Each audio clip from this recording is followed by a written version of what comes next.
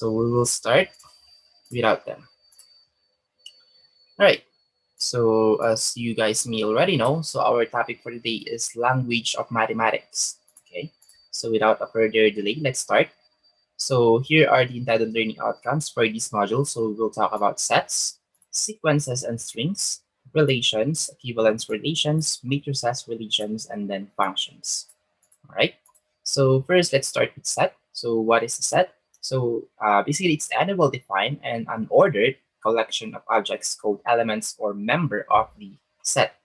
Okay. So when we say well-defined, possible to decide if a given object belongs to the collection or not. Meaning we can decide if that object is really in that set or no. Okay. That's why it's called well-defined. And then the other one is unordered collection. So when you say unordered, there is no particular order or arrangement. Doesn't matter when it comes to set. Okay. So we have here examples. So describe a listing of the elements of the set between braces. So the sets starts with curly braces, just like this one.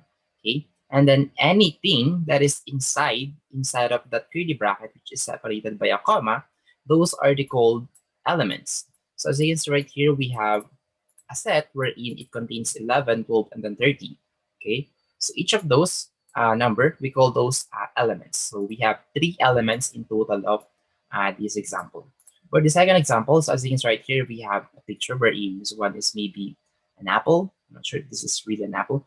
And then we have a banana, and then we have a grapes. Okay. So this one is also a set or set of fruits. Another one is a set of combination of a picture of fruits and a number and then a letter. So as you can see, it doesn't matter what is inside of that set. Okay.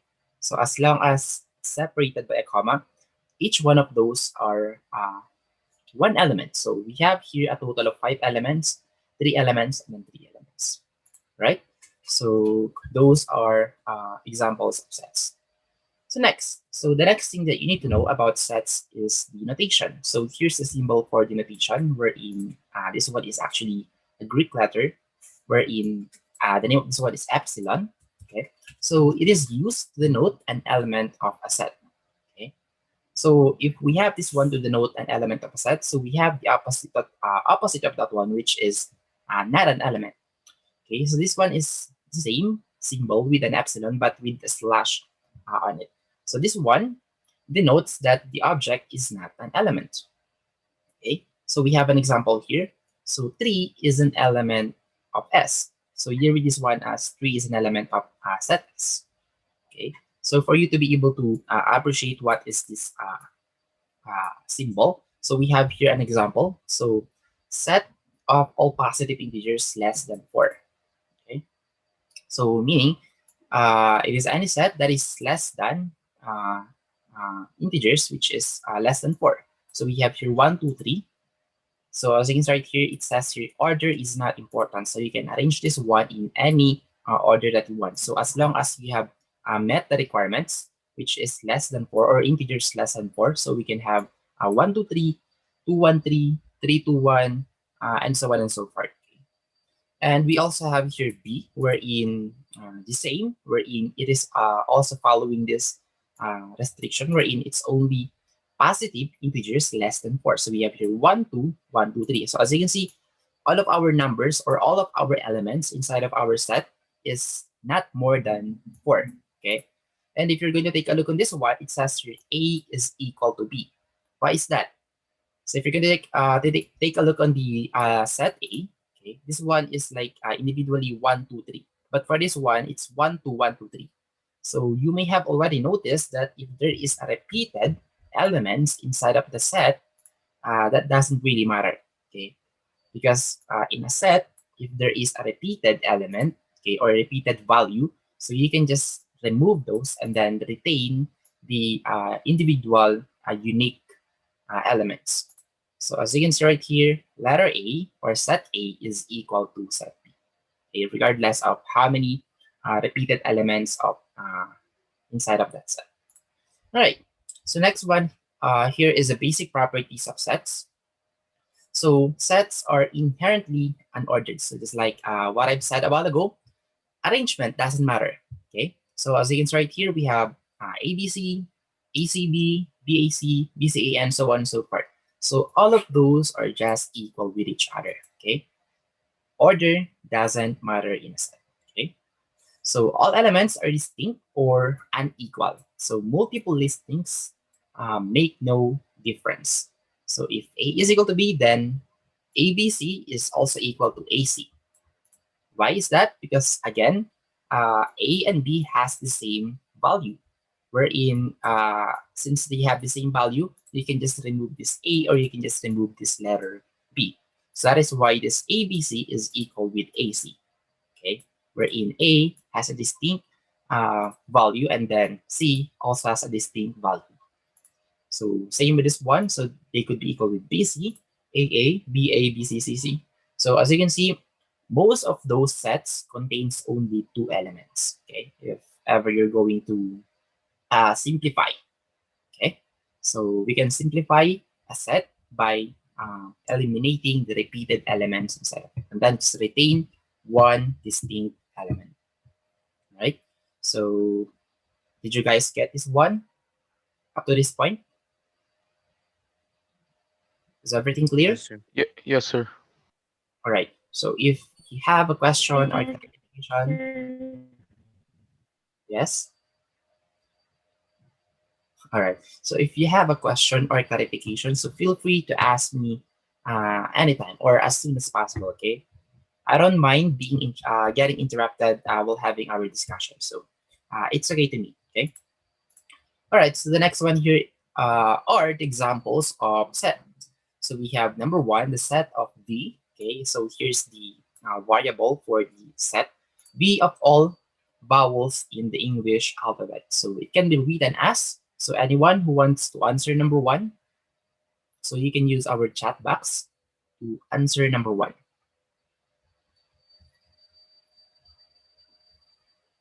So we have a set called V, where inside of that set is in a vowels in the English alphabet. Anyone who wants to volunteer? So I'll count 5 seconds. If none, then I'll just be the one who's going to answer it. So 5, 4, 3, right? E. So I'm not really sure if this one is I or L. Okay. But anyway, so the answer of Mr. Ryan. So you guys cannot see this one because this one is a direct message, but this one came from Ryan Roger. I don't know what his last name, but Ryan Rogers. So yeah, V is equal to A, E, I, O, U. Okay. So here's his answer. A, E, I, O, U. Okay. So these are the English vowels. Okay. How about number two? Who wants to answer number two? The set O of add positive integers less than 10. So it can be expressed by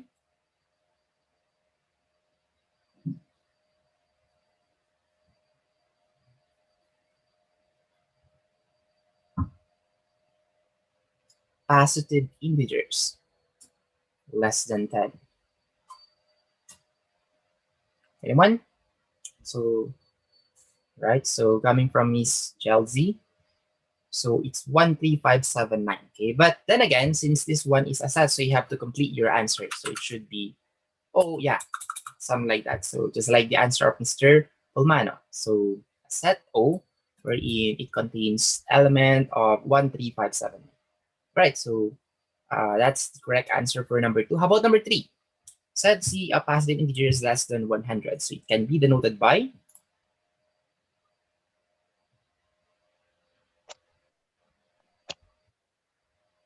anyone?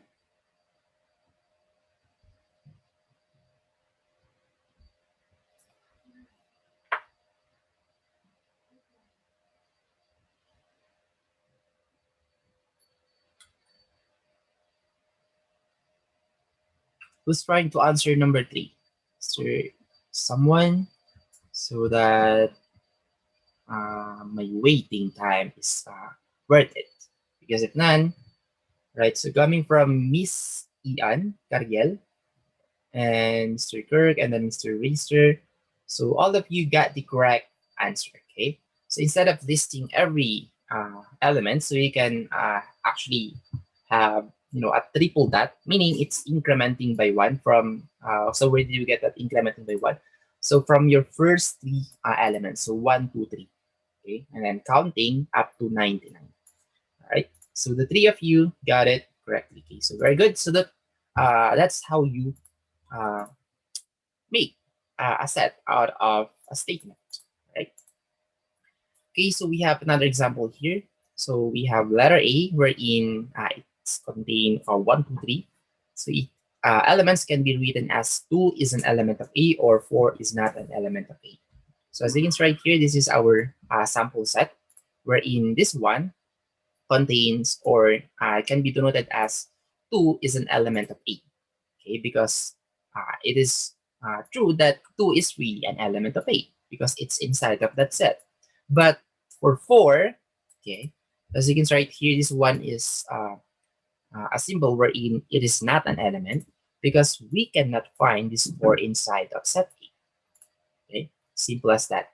And another thing that you need to take note here is number 1 or 1 and a set wherein it contains 1 are different. Okay, they are not the same with each other because 1 is just a number, and then this one, a curly bracket, close and open, wherein it has a number 1, is actually a set. Okay, so anything that has a curly bracket, close and open, something like this, is already a set. Okay, wherein this set contains number 1. Okay, and similarly, this one is different from this one. Okay, so this one is a set wherein it contains 1, but this one is a set wherein it contains again another set. All right.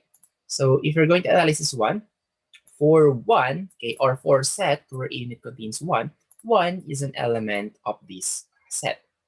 But set 1 is not an element of set 1. Okay, because if it's an element, then it should be just an element because this one is already a set. Okay, so it cannot be an element if it's already a set. So the next one here is a set wherein it contains another set. So this is the element of this set, okay, and then the entire set of that given set. But 1 is not an element of this double set because the element of this one is this set.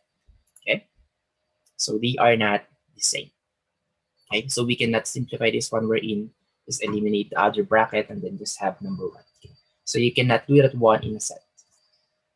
So set 1, 2 has 2 elements, but this one, a set wherein it contains another set, has only 1 element. Okay, so we don't actually care what is inside of the next set. Okay, what we only care is the first set. Okay, and then after that, we should now take a look of the comma. Okay, if it's still inside of another set, so no matter how many elements inside of that another set, so that's still considered as one set only, or one element rather, sorry. Okay, so that is why in here 1 and 2 is just one element. Okay, all right. So once you're done with those differentiation ones at the same with set with 1, so let's talk about set builder notation. Okay, so what is set builder notation? So for any proposition or p of x over any universe of this course, so we read this one as x such that proposition x is the set of all x such that p of x. Okay, meaning in every x, it should follow this proposition. Okay, or this can be derived by specifying a property that the elements of the set have in common. Okay, like for example, this x is an element of positive integer. So this is the proposition, wherein this proposition is positive integer, and then another condition here saying that x should be less than 4. Okay, so this x should be abiding or should be following this proposition. Okay, wherein in here, what are the elements inside of this set? Can you guys tell? Positive integer, but x should be less than 4.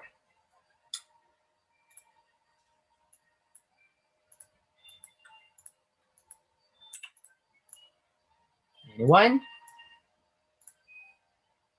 So yeah, it's 1, 2, and 3. Okay.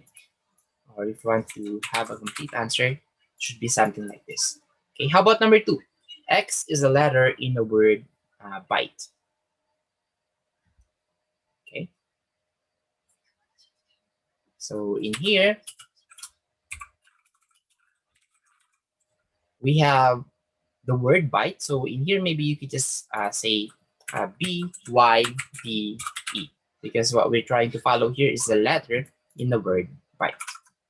Okay, which is something like this. All right, so that's how you read a set builder notation, wherein this one is the following values, wherein it's abiding this proposition. All right, so here are the other notations that is being used for this set. So we have Z plus and Z, Q, and then R. For Z plus, as you can see, it's indicating positive, and Z here is an integer. So if you combine those two, meaning positive integers only. All right. So where will we start? So we will start at number 1. Okay, not at 0. So if it's Z plus positive integers, then we will start at 1 and then incrementing by 1 and to infinity. And then we have here n, wherein x is a positive integer or 0. Okay, so that's the difference of letter n and then z plus. So for natural numbers, we will start with 0. Okay, and then incrementing by 1 and up to infinity. And then we have here z, wherein there is no limitation anymore. So when we say z, it's an integer. So we cover the negative and then the positive integers. Of course, since we are now covering negative and positive, so we have to include now the 0.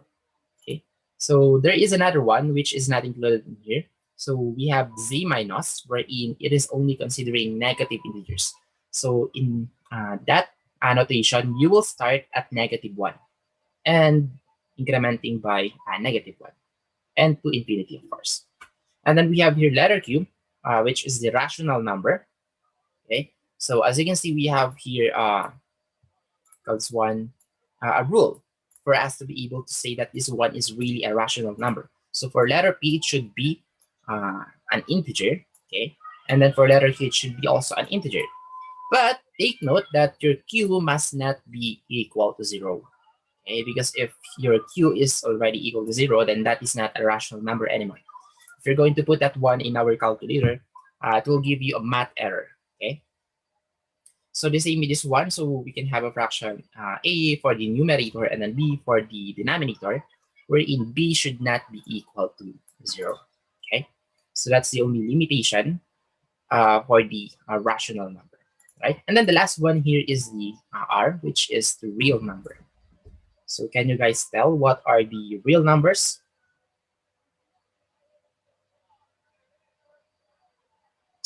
What is real number? Anyone?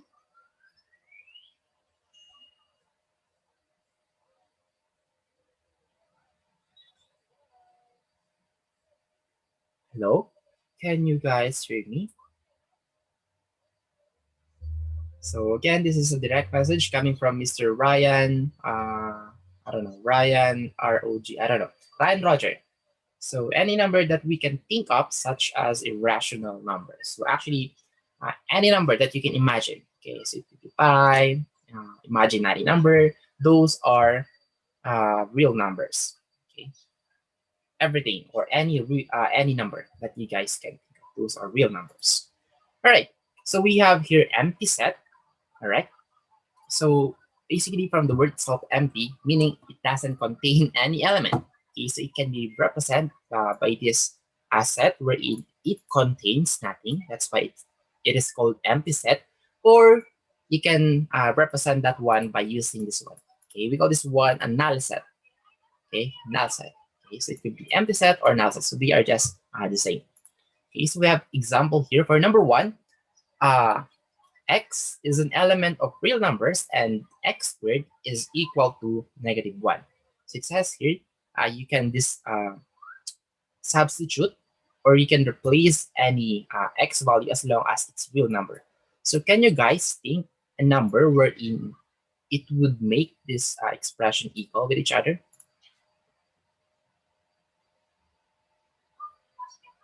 X squared is equal to -1.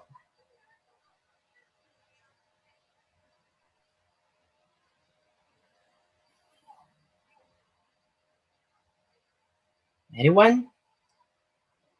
Is there a number that will make this one equal? Sir, hindi ba imaginary numbers lang? Imaginary numbers for real numbers?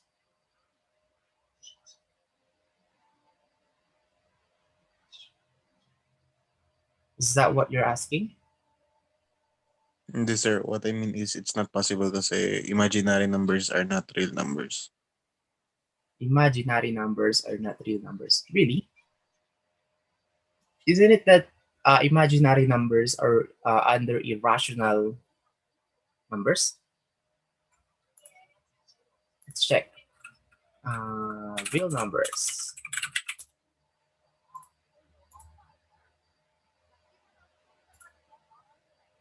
Letter I, letter I. Yeah. So there is no I in here. So yeah, maybe uh, anything aside from imaginary number are real numbers. Okay. So I thought that it was under irrational numbers, but it's not. Non-determinism will be no pattern. Yeah, I guess. So yeah, imaginary numbers are not under real numbers. Okay, so let's go back here. Anyway, so let's consider any uh, notation that is under real numbers. Okay, aside from imaginary numbers. So is there a number that would make this expression equal with each other?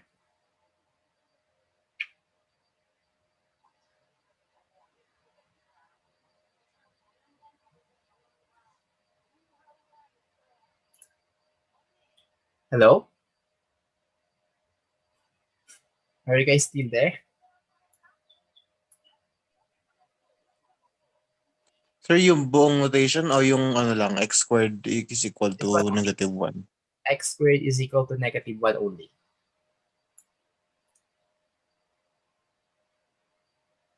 Is there a number or is there a real number wherein if you're going to replace this x, it would make this expression equal? No, sir. -1. So coming from Miss Maris. No, because -1 squared is +1. So 1 is not equal to -1. Okay.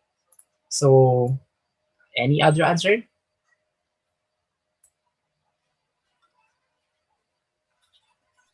None, sir.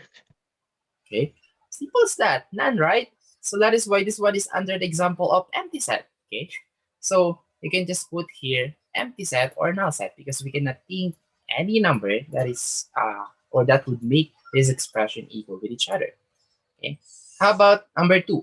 X is still an element of real numbers, wherein x is equal to x plus 1. Is there a number that would make this one equal? Wala po. Okay, so none also. So again, the answer for this one is empty set or null set, right? Okay, so once you're done in fully understanding the sets, notations, and then empty sets, so you may now proceed and answer this one in our canvas. So this one is only true or false, so 1 to 6, 2 points each, so a total of 12 points. Okay, so here are the elements, and then all you have to do is verify those numbers, whether they are true or false, right? So I'll be leaving this one to you now. Next one here is another secret. Oops, yeah, another secret. Why is it? Where is our first secret? First, second, true or false. All right. Okay. So this is your first set break, second set break. So we have here total of 5 numbers. So listing the elements. So in here, just list the elements of the given sets. So just like the example that we have uh, had in our last slide. So number one is the set of all positive integers that are less than 10 using set builder notation. So just list all the elements using set builder notation. And then for number two, just list all the uh, elements, of course, using the set builder notation also. And then for the second one is write the set of letters in each word by listing elements of the set. So we have here 3, 4, and then 5. So again, in a set, there is they called unordered and then distinct or unique uh, values or element. So you guys already know what to do for number 3, 4, and 5. And then in here, so since there is no indicated uh, name of that set, so just put this one inside a curly bracket. Okay, so you don't need to put a name or a variable name of that set. Okay, so that's for 3, 4, and 5. So are we clear so far?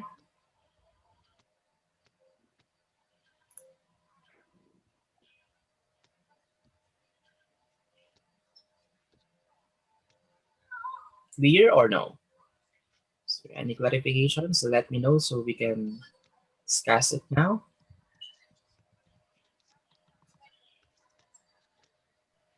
None, sir. Clear, sir. Answer. All right, so it's clear. Clear, sir. Okay. So next we have here equal set. So from the word itself, equal, meaning letter A and B has the same element. Okay. So we have here examples where in A is 1, 2, 3, and then B here is in the form of notation, wherein x is an element of positive integers and x squared is less than 12. Okay, so if you're going to analyze this one, so if you will start with 1, so 1 squared is less than 12. So yes, which is our 1 already. And then the next one is 2. So 2 squared is still less than 12. So 2 squared is 4. So this is now the number 2. And then 3 squared is still less than 12 because 3 squared is equal to 9.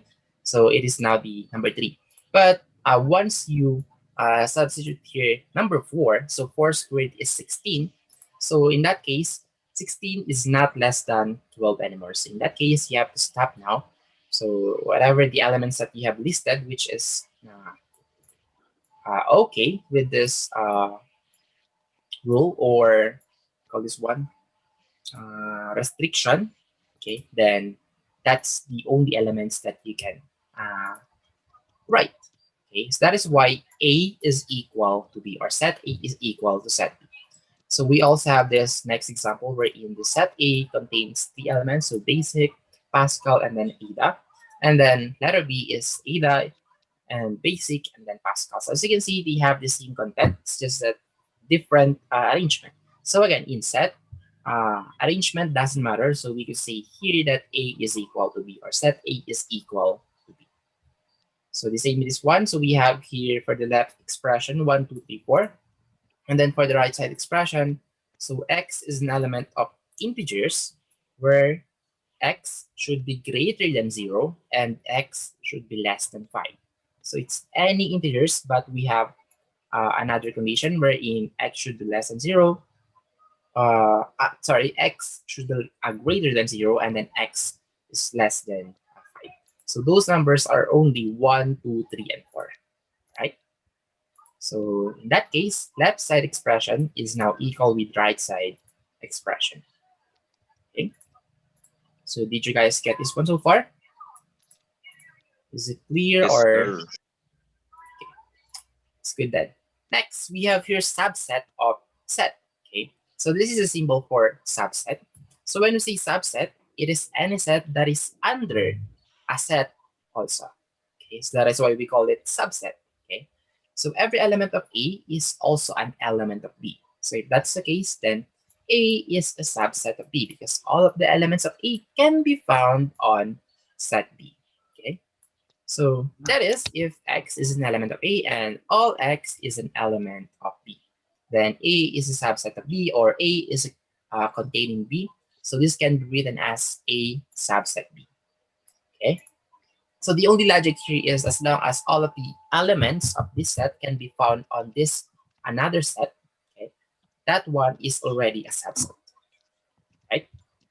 So yeah, here are the another way or other way for you to write such a subset. So using universal, so for all x, so you guys have already know this one. This one is universal quantifier. So for all x is an element of A. Sorry, if x is an element of A, then x is also an element of B. Okay, so that is why A is a subset of B. Okay, and of course, if A is not a subset of B, then we write a subset with a slash on it. Right? So this like with our epsilon, wherein it has a slash on the middle. Okay. So here are the other examples wherein we have three sets. So set A is 1, 2, 3, 4, 5, 6, and then set B is 2, 4, 5, and then set C is 1, 2, 4, 5. So here are the possible ways to answer this such sets. So B is a subset of A. Why? Because 2, 4, 5 can be found on set A. So 2, 4, 5. Next, here is this one first. B is a subset of C. B is a subset of C. Why? Because 2, 4, 5 can be also found on set C, which is 1, 2, 4, 5. And then A is a subset of A. So as usual, whatever is the elements inside of that set can be found on itself. Okay, so that is why every set is a subset of itself. So A subset of A, B subset of B, C subset of C. Okay, did you guys get this one so far?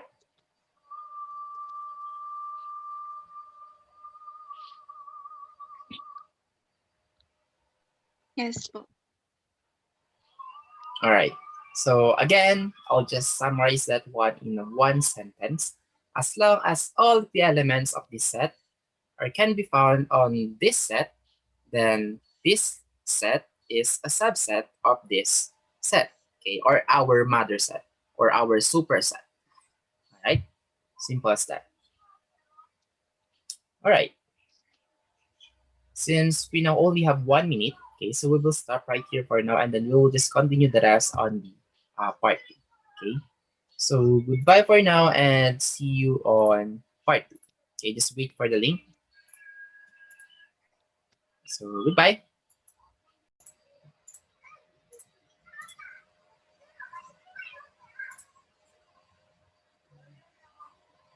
All right, so let us wait 2 more minutes for the others.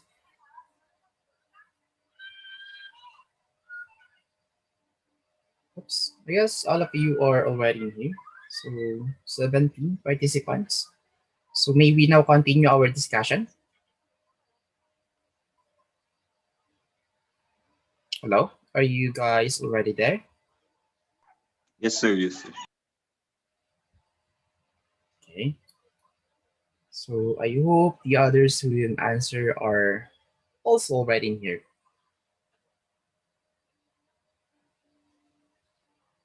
All right, so maybe we'll just wait 1 more minute. Maybe some of you did go to bathroom or CR for 14. And now we are now 18.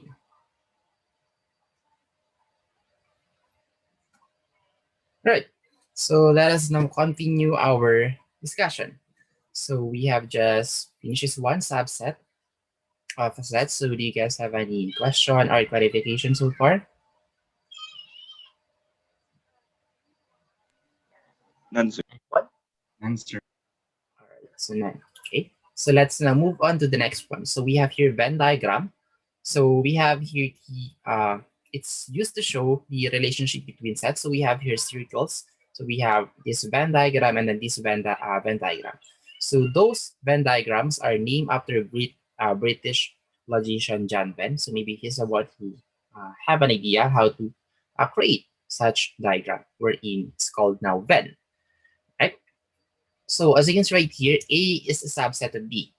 And again, this set is under the superset, or all of the elements of this set is can be found on our set B. Okay. So as you can see, it is only a small portion of our set B. Okay. So for example, set B contains 1, 2, 3, 4, 5, 6, 7, 8, 9, 10. And then letter A only contains 1, 2, 3, 4, 5. So in that case, this set A is a subset of set B. Right?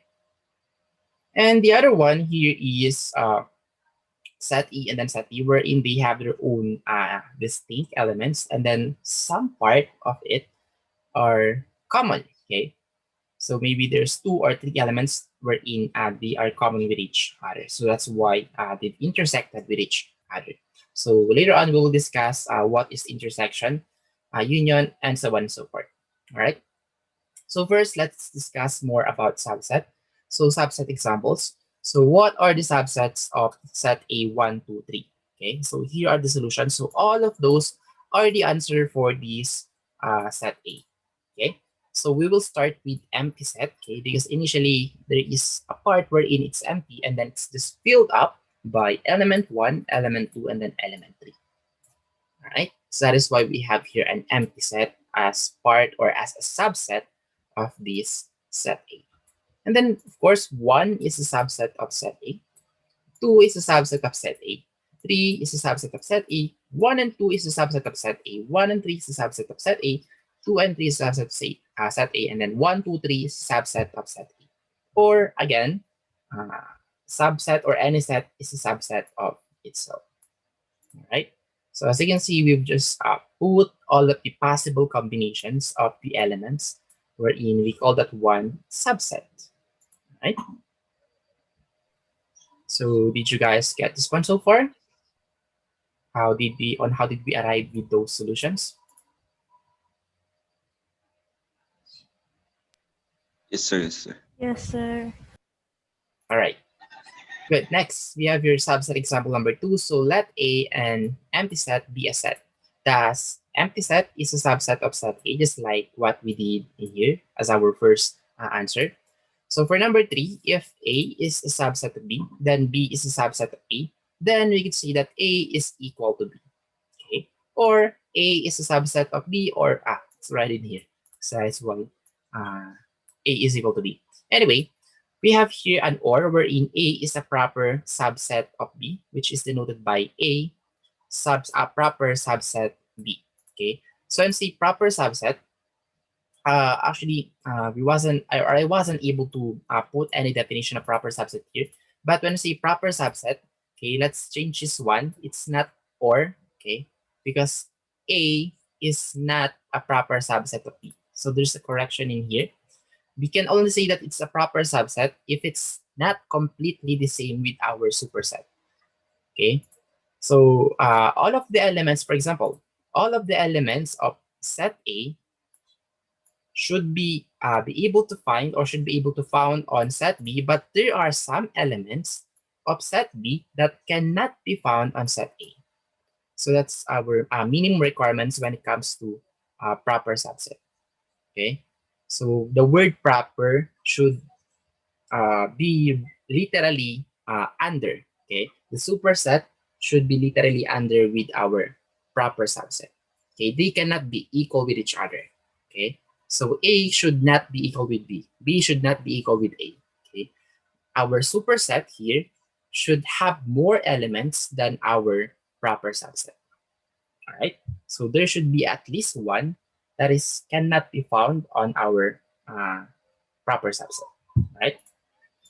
So I hope you were able to get this one. Anyway, this one is super easy when it comes to different shaping this one with subset.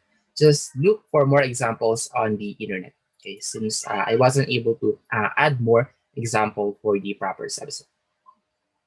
Okay, so next one here is the power set. Okay, so let me just uh, make this one much more understandable. So when you say power set, you're trying to put or indicate all of the possible combinations of that set. Okay, so here's the first possible representation of that set. So we have empty set, we have 1, which is 1, and then we have 2, we have 3, we have 1, 2, we have 1, 3, we have 2, 3, and then 1, 2, 3. Okay, so we call that one power set, all of the possible combinations of a certain set. So for you to be able to find out what are or the counts or how many elements that you can make out of a set, so just memorize this formula. So 2 raised to n. Okay. So what is that n? N is the count of elements of that certain set. So in here we have 3 elements. Okay, 1, 2, 3. So that is why 2 raised to 3. So just solve this one. So 2 raised to 3 is equal to E.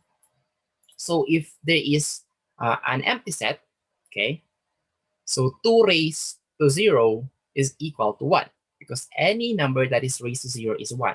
So an empty set has one possible combination, which is an empty set, okay? And then 2 raised to 1, so having one element. So the first combination that you can indicate here is, of course, the empty set and then the one element. Okay, and so on and so forth. Okay, so in here we have 3 elements, so it's 2 raised 3, which is equal to 8. Okay, so in here, as you can see, we have here the called cardinality. Okay, so this one meaning there's 8 possible combinations that you can make out of this set or the power set. Okay, or in other terms, you call that one cardinality. So did you guys get this one so far? Power set. Yes, sir. Yes, sir. All right. So again, if there is, or if you have a question or clarification, then feel free to ask me anytime. All right. So next here is the example of power set. So what is the power set of the empty set? Okay. So as I said a while ago, an empty set has one power set or one cardinality, which is the MP. Okay. Or empty set or null set. And then what is the power set of the set? So this one is a set wherein it contains another element, which is a null set. Okay, so this one has 2 elements. Okay, the first one is of course the empty set, and then the second one here is the literal element, which is the null set. Okay, so we have 2 cardinalities for this one. So right after that, you're going to have a seed break again. Okay, so yeah, true or false, just identify whether this one is true or false. So natural number is a proper subset of R. Is it true or false? And so on and so forth. Okay, just answer this one in Canvas. Okay, so I have already created a new module for this one and then the following activities for this one. So just check that one on our Canvas. All right. So any concerns so far regarding with the seed break? None, sir. All right. Okay, next. So we have here finite set. So if you already know what is the meaning of finite, then you already have an idea what is a finite set. So finite is accountable, okay, or it any set that can be listed. Okay, as long as you can list it one by one, then that one is called a finite set. Okay, but if you cannot list it, like for example, it's now infinity, then that one is already under infinite set. Okay, so finite set is elements of the set that can be listed. Okay, or the cardinality of a set A is denoted by this one. Okay, set A, wherein this one is the cardinality. Okay, so if you can see this vertical line, and then it has a set inside of it, we call that one cardinality of set A. Okay, meaning you're counting for the possible combinations of that set. Okay, so as you can see right here, we have one. I'm sorry, numbers only, the counts of elements. Okay, not possible combination because that one is for the power. Okay, if it's something like this, it's just simply the count of elements. All right, so that is why in here we have 1, 2, 4, 5, 6. So this one has a cardinality of 5. Okay, it has a count of 5 elements inside of that set A. All right, so that's it for finite set. And then cardinality examples. So we have here 1, -13, 4, -13, and then 1. So can you guys guess how many elements or what is the cardinality of set A?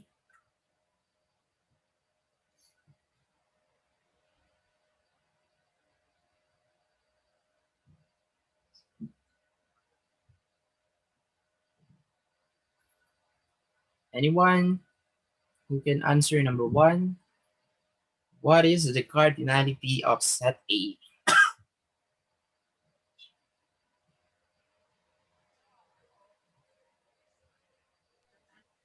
32, sir. 30? No, no, no. That one is for the power set. So power set of set A. So again, I'm sorry for that one. I might have caused confusion from what I have discussed a while ago. So cardinality is just the count of elements inside of it. So in here, we have 5 elements. Okay, so that is the cardinality of set A. 1, 2, 3, 4, 5. How about number 1? 5, sir. 5? Wrong. Any other answer? 3. So there's 3, only sir. 3, okay? So you have to take note that you have to remove the redundant or the repeated elements. Okay, so in here, there is one repeated -13 and then one repeated +1. So you have to remove the other two and then just retain the distinct elements, which is 4, -13, and then 1. So in here, the cardinality of set A is 1 only. Sorry, 3. How about letter B? What is the cardinality of set B?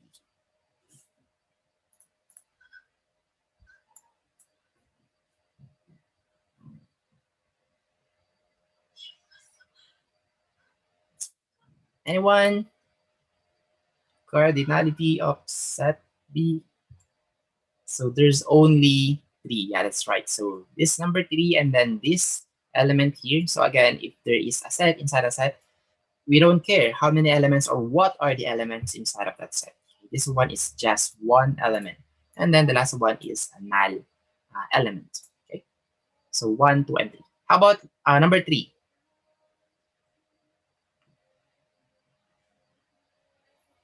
What is the cardinality of set C?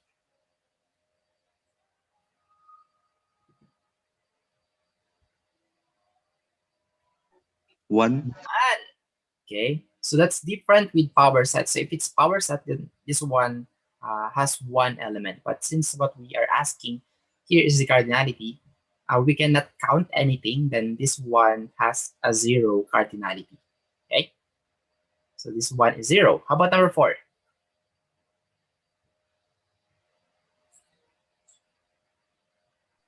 0. Number 4, 2. So in here, there's now 3. Okay, so we have here the first one. Okay, which is so take note, this is our first set, okay? And then anything that is uh, inside of it, so it could be a set or it could be just a simple element. So it is already counted as one as long as it's separated by comma, okay? As you can see right here, this one is separated by comma, so this one is one set already. Sorry, one element, okay? Another element, and then another element. So number 4 has 3 elements. But in here, it's just a set, but it contains nothing. So that's why number 3 is 0. But for number 4, we have 3 elements or 3 cardinality of set. Right? So I hope that you guys were able to fully understand what is cardinality. So that's the difference between cardinality and then power set. Okay. All right, so next we have here infinite set. So just like what I've said a while ago, so infinite cannot be listed. It's like z plus because it's infinite, positive integers. We also have z, which is negative integers, and then positive integers, wherein it's infinite also. So that's why it's under infinite set. We have natural numbers, which is also infinite, rational numbers, which is also infinite, and then real numbers, which is also infinite. Okay. So once you're done with those topics, then you may now proceed in answering this next secret of yours. So this one's super simple. So for the first one, here's instruction. So write the set in the form x such that proposition x or p of x. Okay. So you have to form an expression or what do we call this? Annotation. Okay, having these elements. Okay. So what are the example of those? Power sets.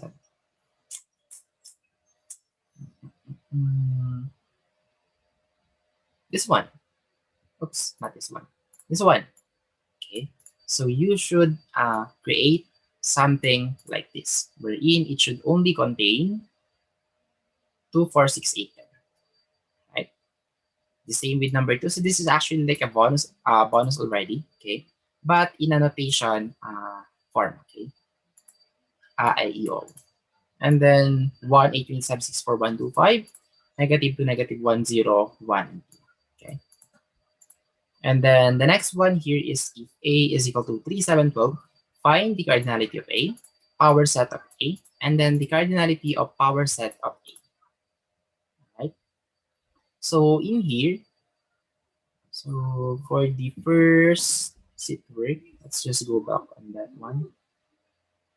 All right, for this set work, listing the elements. So this is your second set work. Yes, that second set work. So do this one on the Microsoft Word, just like the first activities that you already did. So using Microsoft Word, so answer this one and then upload that in our Canvas. So the same with this set break, yeah. So answer this one using Microsoft Word, 1 to 4, the same with 5 to 7, and then submit this in our Canvas. Okay. And the same with this one. So this is a continuation. So 1 to 7, and then 8 to 13, and then I guess there's more. Yeah, 14 to 16. So all of those for this set break, writing set into a form. So 1 to 17, do those numbers 1 to 17 into Microsoft Word and then submit it as of course a Microsoft Word format. Right. So here's the next set break. So using the Venn diagram, identify the following as true or false. So this one is super easy. So 8 to 13 is just true or false. So just write here true or false. So simple as it is. And then for number 14 to 16, so it's now the opposite. You are now the ones going to create a Venn diagram for these conditions. Okay. So do you guys have a question or clarification so far?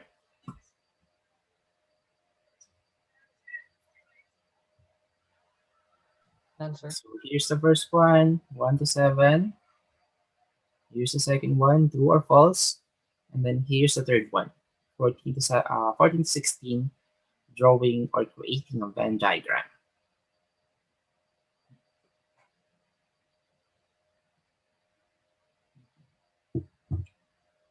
Any concern or clarification?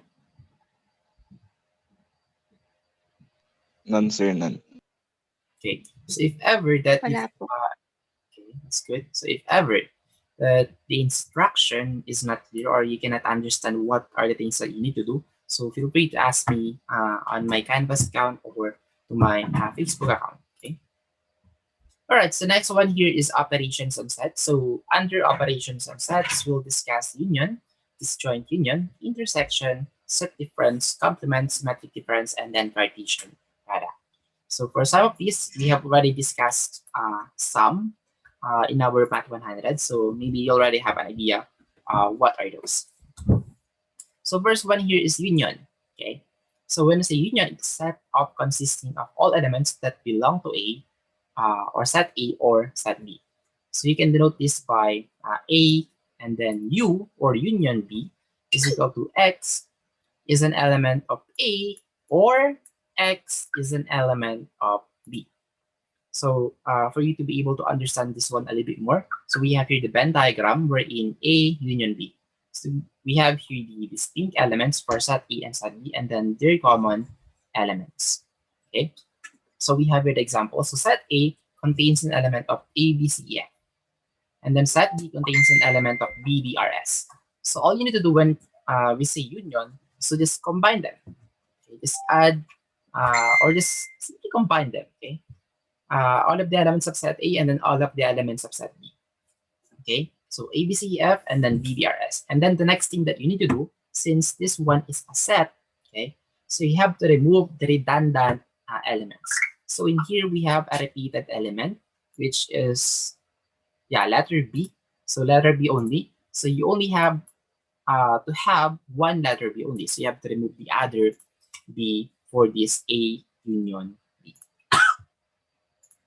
Right? So did you guys get this one? Yes, sir. Okay, super simple, right? So just combine the two set and then just remove the repeated elements. Right, so let's move on to the intersection. So from the word intersection, so it is the element wherein they intersected with each other. So it's a set of consisting of elements that belong to both A and B. Okay, so if you're going to answer this one, this union example, so their intersection part is letter B only. Okay, because that's the common elements. So that's the part where they have intersected with each other, which is letter B, right? So in here, it is in the form of X is an element of A and X is an element of B. So we have here the Venn diagram, and then for you to be able to appreciate this one, so we have here an example. So A is equal to A, B, C, E, F, and then B is B, E, F, R, S, and then C is A, P, U, V. So find A intersection B. So what are the common elements of A intersection B? So A intersection.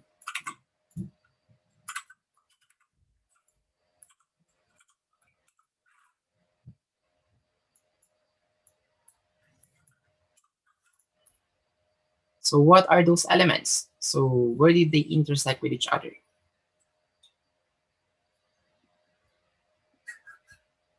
Hello? Are you guys still there? So B, E, and F. So coming from Mr. Rava. So let's see, B, E, F. B, E, F. Okay. So yes, he is correct.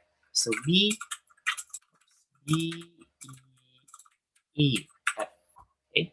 How about letter B, A intersection C?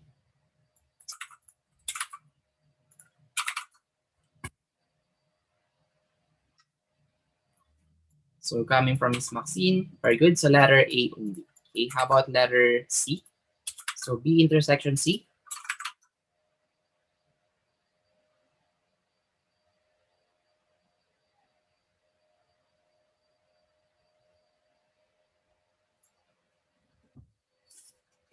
Hello. So where did they intersect with each other? So wala po coming from Miss Chelsea. So yeah, that's right. So if that's the case, then just put here empty set. Okay, since there is no element that they have intersected. All right. So did you guys get this one so far? Intersection. Yes, sir. Yes, sir. Very good. So if we have union intersection, so we also have disjoint sets. So just like what we have in here, or what the last example, B intersection C, B intersection C, that one is already called disjoint sets. So sorry for that one. I have my dog in here. So as you can see, letter A has its own distinct elements, and the letter B has its own distinct elements, wherein they have no common elements. Okay, so that is why we call it disjoint. They are not connected with each other. Okay, and then here's the proper symbol for disjoint union. Okay, so if A and B are disjoint, so disjoint union operation is well defined, meaning letter A is well defined, letter B is also well defined, wherein they, just like what I have said in here, they don't have the same elements, okay, or they don't have common elements. And then for the symbol for the disjoint union is a union wherein it has a circle, okay, above this union symbol, right? So next one, here's a continuation for disjoint union. So in a disjoint union of finite sets, cardinality of union is the sum of the cardinalities. So you can only do this one if this one is completely a disjoint union. So if they are disjoint, they have their own distinct elements. So you can just simply add their cardinalities. So cardinalities for set A, and then cardinalities for set B. Okay, so just add them for you to get the total elements of those two sets. Right? So we also have here difference. So difference here is a set of all elements that belong to A but not in B. So it is denoted by A minus B. So X is an element of A and X is not an element of B. So here's the Venn diagram for the difference. So yeah, it's quite confusing. But any elements that is in A, you have to remove that one also. That is why this B is subtracted with our set A, including their common elements. All right. So we have here more examples for the difference. So we have here set A, wherein contains A, B, C, and then set B, B, C, D, E. Okay. So if we have A minus B, okay, so take note A minus B. So here's the set A, and then here's the set B. So the first thing that you need to do here is remove all of your common elements, which is B and C. Okay, and then just never mind the other elements that is not the same with this set. So B and C only. So deduct this B and C with our set A. Okay, so that is why A minus B is equal to A only. Okay, so this is their common element, common elements, which is B and C. So just remove that one also. So just retain the element of set A. And then if we have B minus A, okay, so you have to remove all of their common elements, which is B and C again. So just retain all of the distinct elements of set A, which is B and E. Okay, so for the difference, so you have to be aware to their arrangement. So whatever is on the right side should be the one that is will be subtracted or reduced or removed or eliminated with our left side set, right? And then here's the Venn diagram for the B minus A. So were you guys able to follow this one?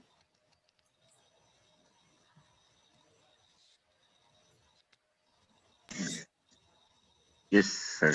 Yes, sir. Are you guys confused? Not really. Or maybe. So if you're Konting confused, practice, sir. wanting practice. If you're confused, so just go back in here again and then just try to analyze it one by one. All right, so that's it for the difference. So we also have here symmetric difference. Okay, wherein in symmetric difference, set of elements that belong A or B, but not both A and B. So basically, in symmetric difference, you just have to eliminate your common elements.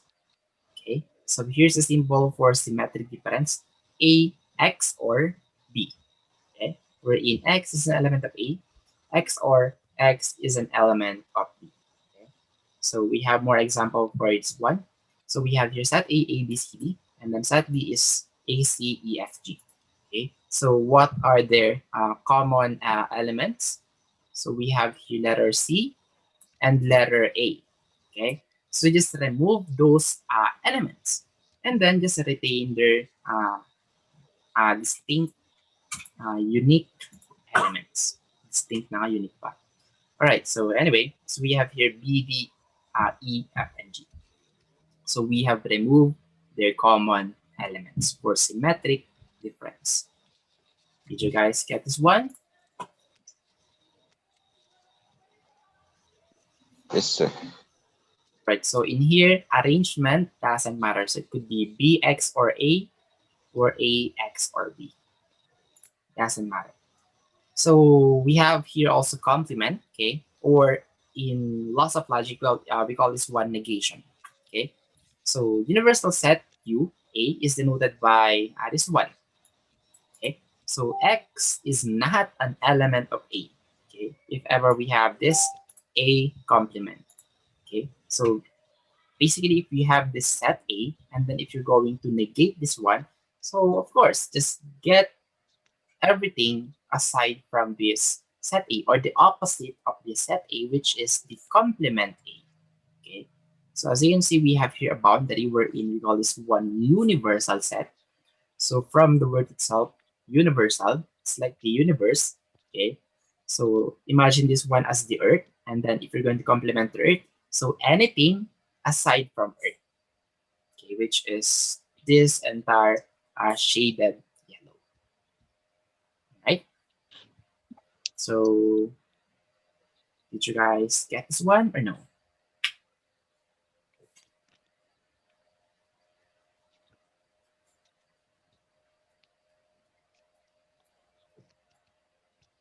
Yes or no? Or 50-50? 50-50, sir. 50-50. All right. So since I don't have example for this complement, so I highly suggest you guys to search for more examples when it comes to complement. So in here, I just simply let you know what is the concept behind complement. So anyway, that's it for the complement. So we will uh, discuss this one soon if ever you guys didn't really get this one. But this one's super simple, so that is why I didn't include an example. Shh. Anyway, so we have here set identities wherein super similar with our loss of logic. Okay, we have here commutative, associative, distributed, idempotent, properties of the complement, properties of universal set. So this one is quite new. And then properties of the empty set. So this is also new. Okay. And then properties of absorption. So this one is also on the loss of logic. Okay. So I will not discuss those properties anymore since you guys have already know this one. Okay. Just by learning the loss of logic. Okay. So it's 1 to 21. Right? Or is there anyone who wasn't able to understand the loss of logic?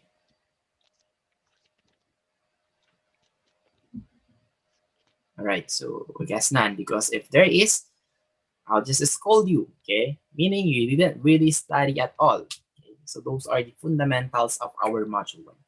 Okay, so I'll leave this one as your self-study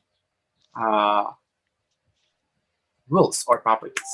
Okay, so we have here proving example. So we have to prove that this left side expression is equal with this right side expression. So it says here, not only prove, but you should use a Venn diagram. Okay, so take a look on this one first. This is the left side expression, which is this one, A union B. So this is like the same with the De Morgan's law, okay? But in a form of complement. This one is a big complement or big negation, okay? So the first thing that you need to do here is, of course, draw the Venn diagram of set A, and then the Venn diagram of set B. And then A union Church B. ko lang, uncle. Church ko lang, man. S. Ay, laptop ay.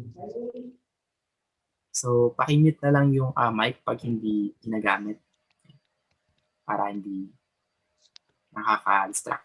Anyway, so we have here the Venn diagram of A union B, okay, wherein we are now combined with each other, and then just complement this one, okay? So you can get anything aside from this A union B, which is now this universal set. Okay? So we have to prove that this Venn diagram is equal with the other side expression. So same, you have to indicate here what is not A. So this is our A. If you're going to complement it, then just get everything aside from set A. So the same with set B. Get everything aside from set B since it's complemented. And then just simply combine them using A intersection B. Okay, so A intersection B, is now this Venn diagram.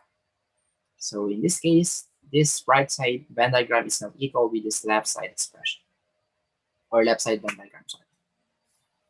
Right? So since we don't have enough time anymore, so we'll just continue the rest on the part 3. Okay. So if you have questions regarding with this one, then we will continue to one on part 3. So for now, goodbye, and then see you on part 3.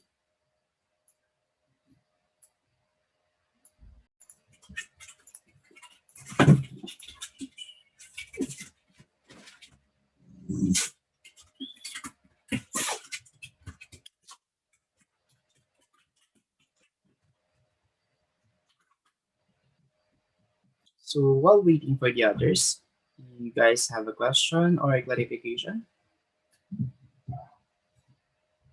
So grab this opportunity now to ask question. So this is now your chance. Sir, ano po scope ng exam? Scope of your exam is as usual. Whatever are the topics that we have covered. So yeah, module 1 up to module 2, since those are the only topics that we have covered. So we will finish this module 2 now. So you only have 2 modules to review. So that's the scope. Thank you, of sir. work. Okay. So no exception for the topics. So everything is covered. So review everything.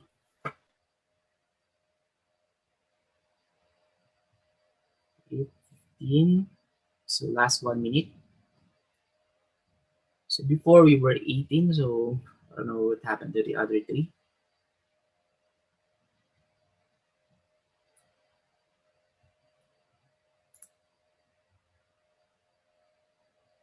Mr. Abdul, are you there? Yes, sir. Can you follow so far? Yes, sir. Were you able to understand my way of explaining things? I just need just some practicing, Practice. and I will be all able to understand it all. All right. So if ever that you have a question or clarification, so don't be shy to ask your question. Okay. Sure. All right. Okay, so it's already 4:55, so waiting time is over. So we are now total of 16. So I don't know what happened to the other 2. Anyway, so don't you guys have a question with this one anymore?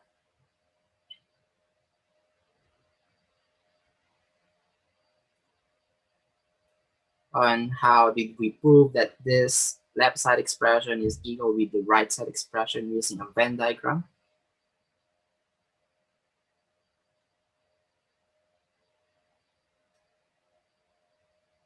Should I take that as none? So no question? All right, since no one is speaking, then I'll take that as none. So no question. All right, so we have here another example. So proving example, wherein we have to prove that this left side expression is equal with the right side expression. Okay, so here's the solution. So just copy whichever part you wanted to prove.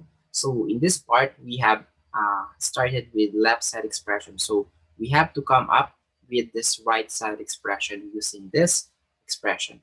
So the first thing that we did in here is,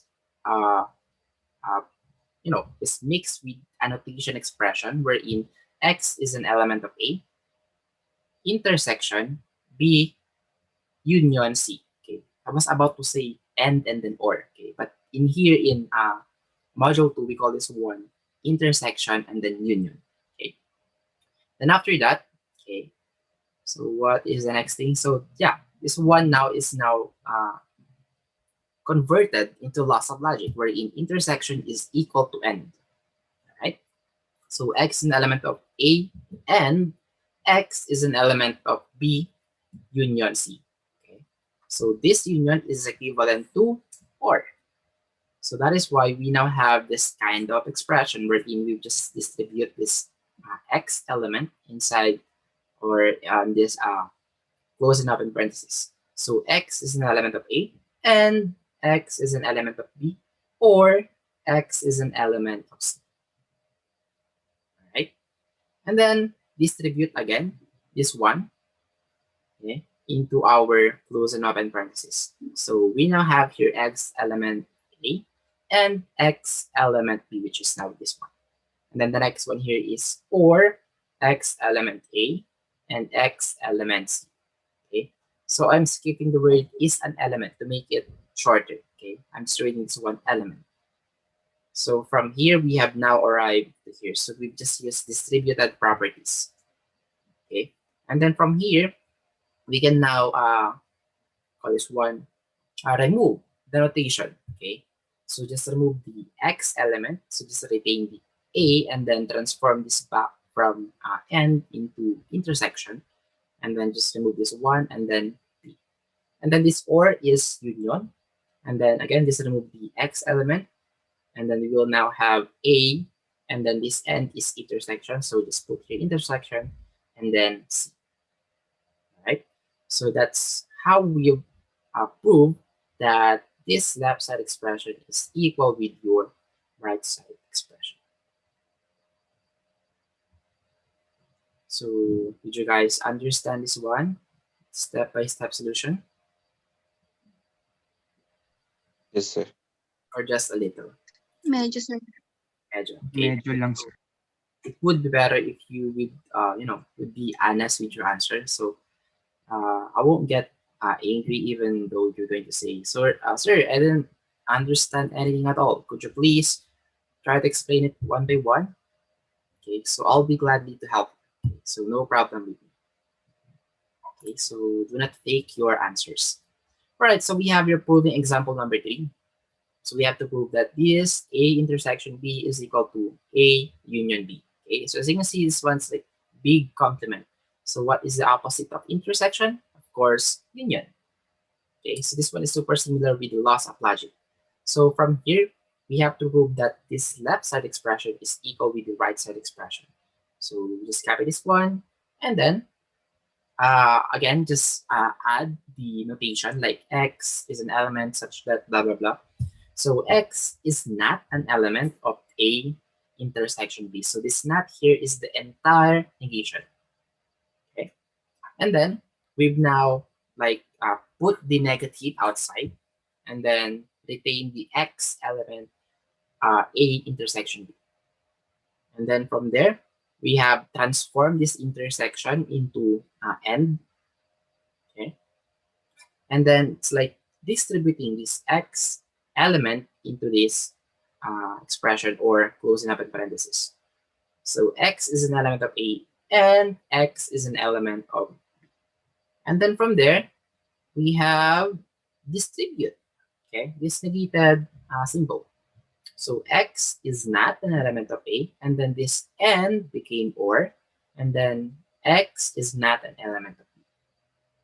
And then from there, we have just distributed this one into our set. So X is an element of not A, or X is an element of not B. And then from there, we can now put this one inside a close and open parenthesis, wherein X is an element of not A, and then this or will now become union. So just, put it back onto its original properties. So not A, union, not B. Okay, so in that case, just remove this notation, X element, then this now is equal with your left side expression, or this one. So did you guys understand this one, or just a little?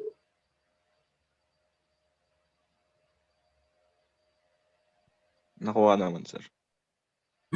That's good then. So the one that we're doing here is the way of proving things when it comes to language mathematics. Okay, module 1, that's with the use of loss of logic. Yeah, loss of logic. Okay, but this one is using set and etc. That is regarding with sets. All right, so we have your proving example number 4.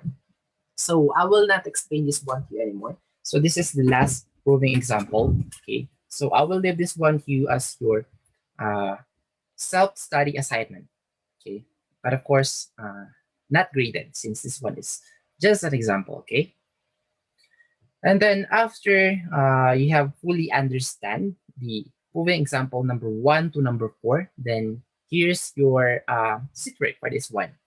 Okay, so as you can see, there should be 2, okay, secret, but this number 1 is the same with example or proving example number 2. Okay, so you can just simply ignore this one and then just answer the number 2. So just one number for this secret. So take note, this one only, okay? This number 2. And then put this. Is it possible? I guess no. All right. So just do this one handwritten, okay? Since it's quite difficult to do this one in a Microsoft Word, especially this complement. Okay, so for symbols, it's easy maybe, but for this complement, so it's quite difficult. Anyway, so just do this one handwritten and then please write legibly and then take a picture of it clearly, okay? So I can see it clearly, because if I cannot see it clearly, then I might just, make it incorrect, okay? And then you will get nothing. Right, so please write legibly and then take a picture of it clearly. So any questions so far regarding with the secret?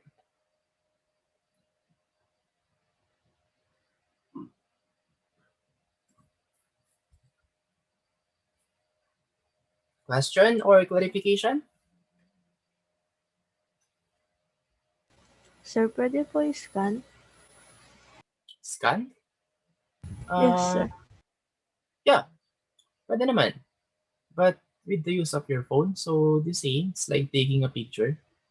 Or maliban na lang kung, so if you have your own printer, then yeah, you can literally scan it.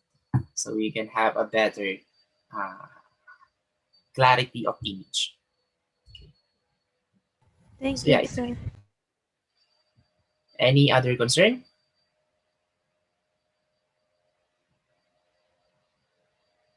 All right, so I guess none, since no one is speaking. So again, just answer this one, okay?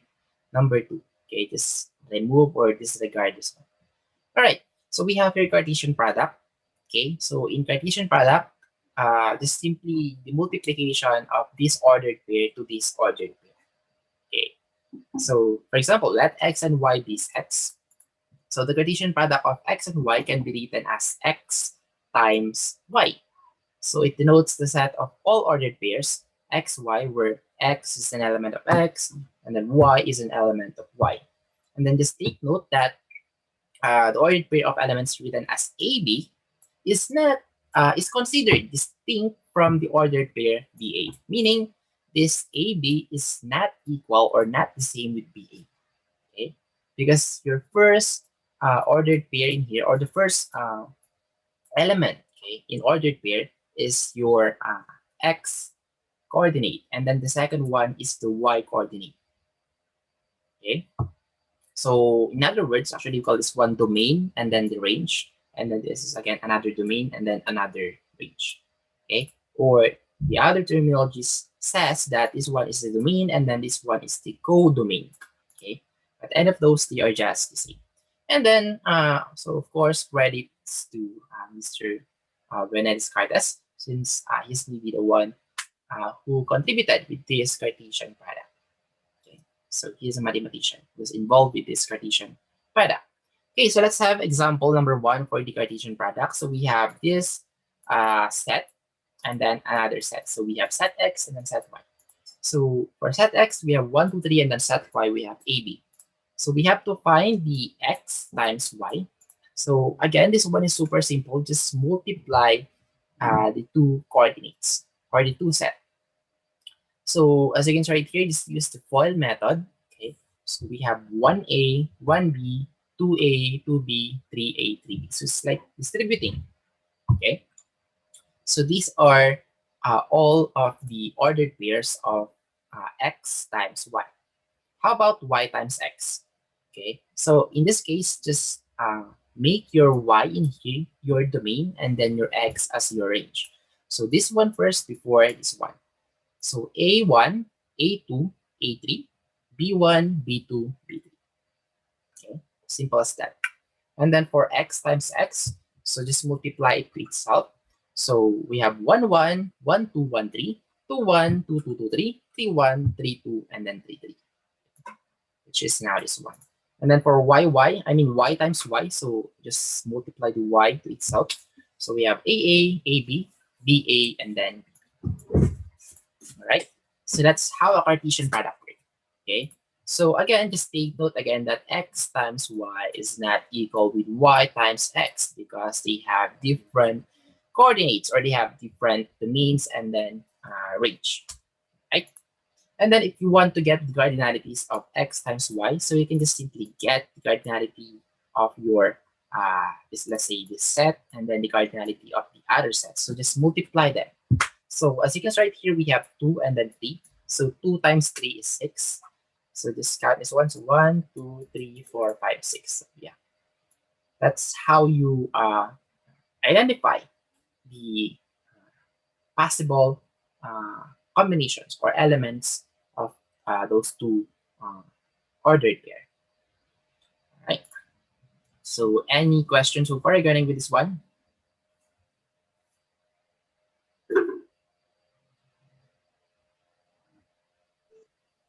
Wala, Hello? sir. You guys still there? Okay. So again, if you have a question or clarification, so don't be shy to ask, okay? So we have here another example wherein if if restaurant serves 4 appetizers, so we have ribs, nachos, shrimp, and then fried cheese, and then 3 main courses, we have chicken, beef, and then pork. So the question here is how many possible dinner combinations which consists of 1 appetizer and 1 main course? Okay, so you can have ribs chicken, ribs beef, ribs pork, or nachos chicken, nachos beef, nachos pork, or shrimp chicken, shrimp beef, shrimp pork, or fried cheese chicken, or fried cheese beef, or fried cheese pork. So just add all of those, and then you can now get 1 appetizer and then 1 main course.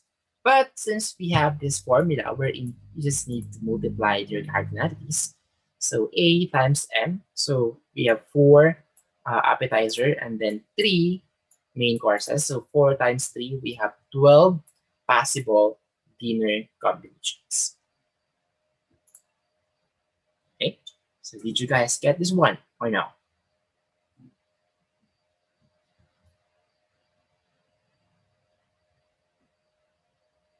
Yes, sir. Baka napipilitan lang kayo para mag-proceed tayo sa next slide. Anyway, so I really hope that your answers are real, not fake. Okay. Anyway, so that's it for example number 2. And then we have your example number 3. So find x times y times z. So where is our x? So we have 1, 2. And then where is our y? It's AB. And then where is our z? It's alpha and then beta. So all you need to do is just multiply this x to y and then z. Okay. In all possible combinations. So we have 1a alpha, 1a beta, 1b alpha, 1b beta, 2a alpha, 2a beta, 2b alpha, and then 2b beta. Or just simply multiply the counts of elements of each ordered pair so that you can get all of the possible or the counts of all the possible combinations. So 2 times 2 times 2 is 8.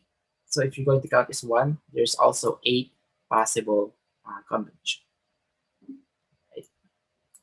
So that's it for example number 3.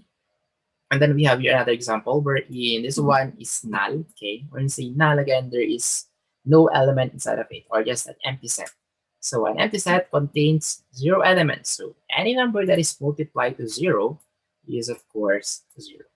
So in here, we're just trying to say that if you want to get all the possible combinations, but the other set is like there is no element or there is no coordinate, then you'll get nothing, okay, which is 0, right? And then once you're done in understanding those examples and those concepts, then you may now start and answer these secret concepts. So all to do is find B union C, B intersection C, and so on and so forth.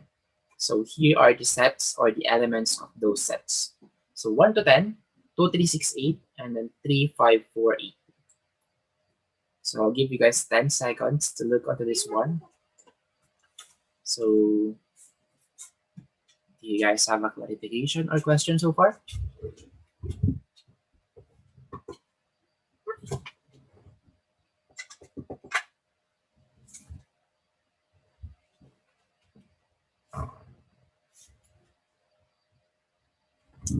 Hello? Can you guys still follow?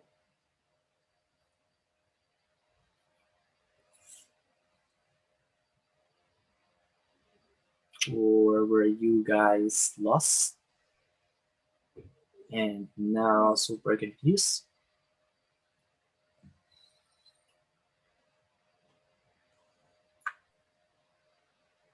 Na-analyze pa, sir. Okay.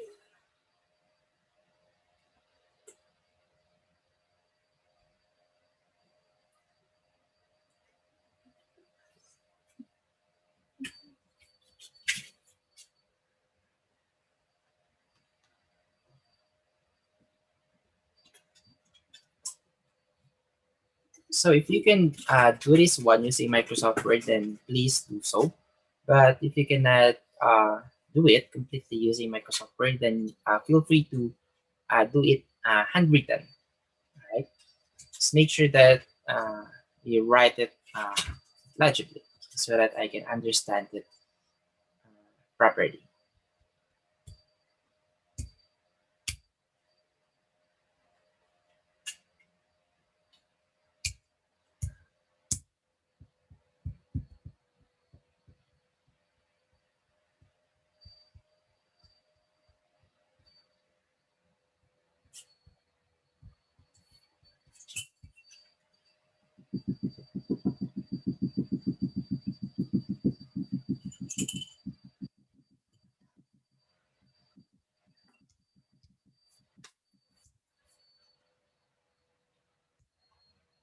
Is it okay now? Okay na, sir? All right, so just analyze this one again once you are now really going to answer this one, okay? So we have here the next topic, which is the inclusion-exclusion principle, okay? So under inclusion-exclusion principle, we have 3 theorems, okay? Wherein each theorem has their own condition. So for first theorem, okay, if A and B are finite sets, so you can use this theorem number 1 if A and B are finite sets. And another thing here in theorem 1 here is if there is only 2 variable, okay, this one is possible if there is only 2 variable, okay, but if there is 3 variable, then you cannot use this theorem number 1. So here's the formula for theorem number 1, wherein we're trying to get the cardinality of A union B. Okay, so if you're going to expand this one, so A plus B minus A intersection B. Okay. So we'll combine everything and then remove their common elements. So in here, yeah, it's quite logical because it's A union B. So here's the Venn diagram for theorem number 1. So for theorem number 1, you're trying to get the total cardinalities or the total elements of those two sets. Okay. So for you to appreciate this one, let's proceed to the example. Okay, so we have here 2 sets wherein A is A, B, C, D, E, and then B is C, E, F, H, K, M. So we have to prove that A union B is equal to A plus B minus A intersection B. Okay, so here's the solution. So A union B is A, B, C, D, E, F, H, K, M. Okay, but of course, upon doing this one, you have to remove the redundant elements if ever there is. Wherein here we have C and then E. Okay, and then the rest are just distinct elements. So if you're going to count the cardinalities of this one, then we have 9 elements. However, if you want to follow the right side expression, so the cardinality of A is, of course, is 1, 5. And then the cardinality of B here is 6, which is now those two. And then A intersection B is, so just simply take a look on each of those elements. So how many elements will they have in common? So if you're going to take a look at this one, so again, they are common in element C and then element E. So that is why we have 2 elements, which is C and E. All right, and then just simply put the each corresponding numbers. So A and B is 9, and then A is 5, B is 6, and then minus 2. So if ever you can solve this one, so they should be equal to each other. So A and B is 9, and then this right side expression is also equal to 9. All right, so in that case, we're now able to get the total distinct elements of those two sets. So you can use either the left side expression or the right side expression. Okay. So were you guys able to understand this one in using theorem number 1?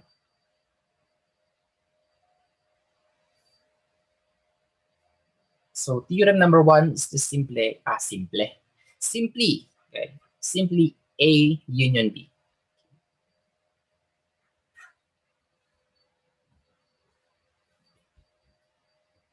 Are you guys still awake?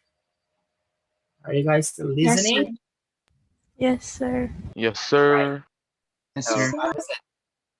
Yes, sir. Guys, follow. Yes, sir.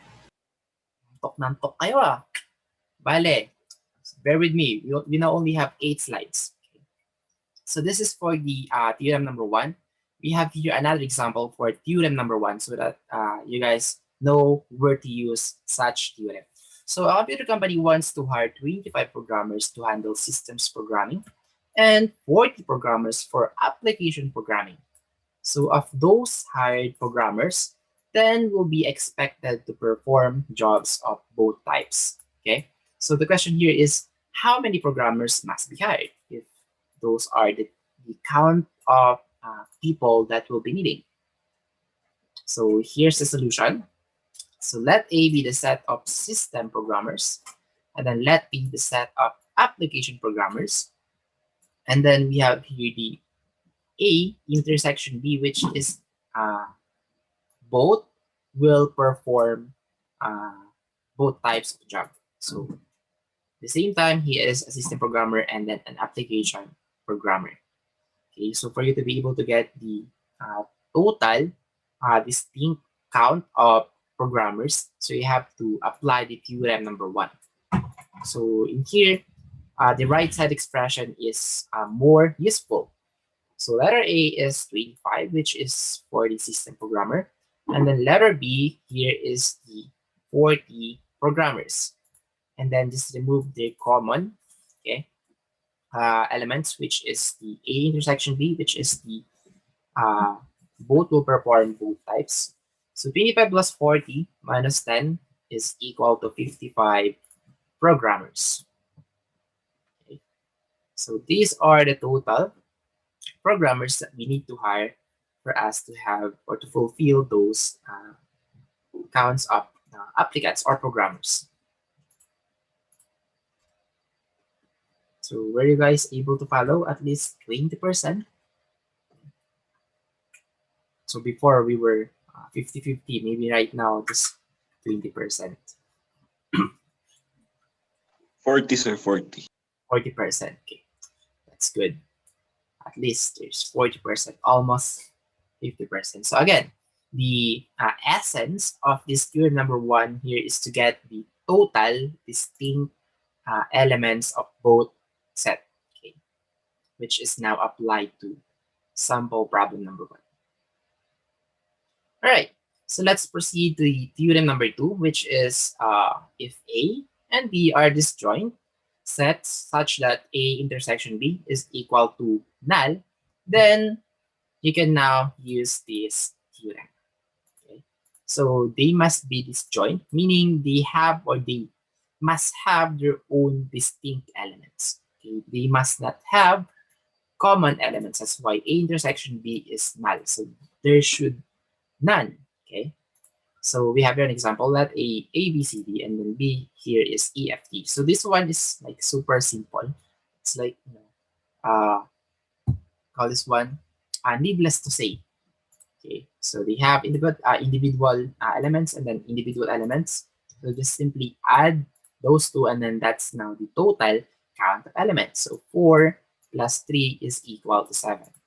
So in this case, if ever you want to get the total count of elements, but they are completely distinct with each other, so you can apply theorem number 2. All right, simple as it is. So here's the all right, so no more examples for theorem number 2 since this one's super easy. And then theorem number 3 here is let A, B, C be finite sets.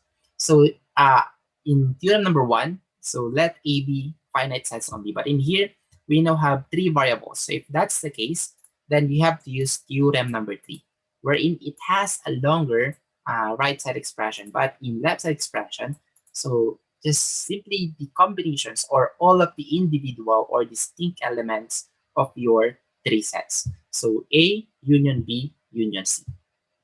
So in expanded version, we have this one. So I'll leave this one to you guys. So I will not explain one by one on how did we come up with this one. All right, so we have here the example A, B, and then C. So find A union B union C. So A, B, C, D, E, was it able to answer? All right, so there is also no answer for this one. Okay. Anyway, just by simply following this one, then you will be able to get the total count of distinct elements for this one. Okay. So I'm sorry I cannot give you an example for this one anymore, or the solution of this example, since we don't have enough time anymore. Okay. So here's the sample problem number 2 for the theorem number 3. So before we only have 2 sets, but in here we now have 3 sets. Okay, we have the bus, the train, and then the automobile. So in here, a survey has been taken on methods of commuter travel. So each respondent was asked to check bus, train, or automobile as major method of traveling to work. So more than one answer was permitted. So the results reported were as follows. So for bus, we have 30 people. For train, 35. For automobile, we have 100. And then for the both bus and train is 15. Both bus and automobile is 15. And then both train and automobile is 20. And then all of these methods are 5 people. So the question here is how many people completed a survey form? So since we now have 3 individual sets, so we now have to use theorem number 3. Okay, so A unions B union C. But in here we'll just use the name of the set. So B is for the bus, and then T for the train, and then A for the automobile. Okay, so B here is 30. Train is 35. A is 100. B intersection T is 15. B and A is 15. T and A is 20. And then B and T and A is 5. And then just simply, or just by simply following our right side expression formula, then we will be able to solve the total people completed this survey. Okay, so I will leave the analyzation part with you guys. That's how we've got this number or this result 120. Okay, so we now only have 4 minutes, so I'm really sorry since we are in a hurry. Okay, so we have to finish this one in 4 minutes. So that's it for sample problem number 2. And then for sample problem number 3, so we have here the total already, which is the left side expression, 260 college students. The following data were obtained. So we have 64 for math, 94 for comp-sci, 50 for business. And then both math and business 28, both 26 and math math and comp sci 26, and then 22 both comp sci and business. So as you can see, we have 3 total individual sets. We have the math, comp sci, and then business. So here are the questions. How many students were surveyed who had taken none of the 3 courses? Because out of 260 college students, there were actually students who didn't enroll anything. Okay, so you have to find that count of students. And then for letter B, of the students, how many had taken only comp sci course? So don't get uh, confused with this one. This comp sci is with the combination of other 26 in here. So this is not the individual total students who have only taken comp sci. All right, so those are the questions, and then here are the they call this one the given formula. Okay, and then their answers. So again, we will not be able to answer this one since we don't have enough time anymore. So last 2 minutes. So I really am so sorry since we are in a hurry. Okay, unless you guys would like to have a part 4. Who wants to have a part 4? None. All right. So I will leave this sample problem number 3 as your self activity. Okay. So I would like you guys to figure out how many students who had taken none and then students who had taken only comp sci. So once you're done in understanding sample problem number 1 to sample problem number 3, then you may now proceed in answering this quiz number 2. All right. So we have here a total of 5 questions, and then here's the sample problem. Okay. And then again, you can just analyze this one once our discussion is done. All right, so that's it for this module 2. So we were able to finish this module in just 3 Zoom meeting, okay, but in a fast way, in a fast mode of discussing things. Anyway, so any other concerns so far aside from inclusion and exclusion principle?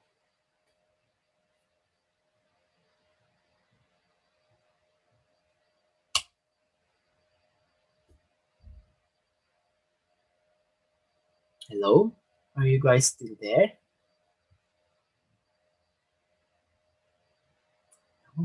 Yes, sir. All right. Anyway, so I apologize for that one since we wasn't able to finish this module 2 completely. Okay. So yeah, that's it for module 2, and then we will not be meeting this coming Wednesday anymore since I'll give that one as your free time to finish everything and then review for your midterm exam. All right. So if you guys do not have a question anymore, then see you guys next week. Okay, and then good luck to your midterm exam. And then feel free to ask me anytime you have a question or clarification. Okay.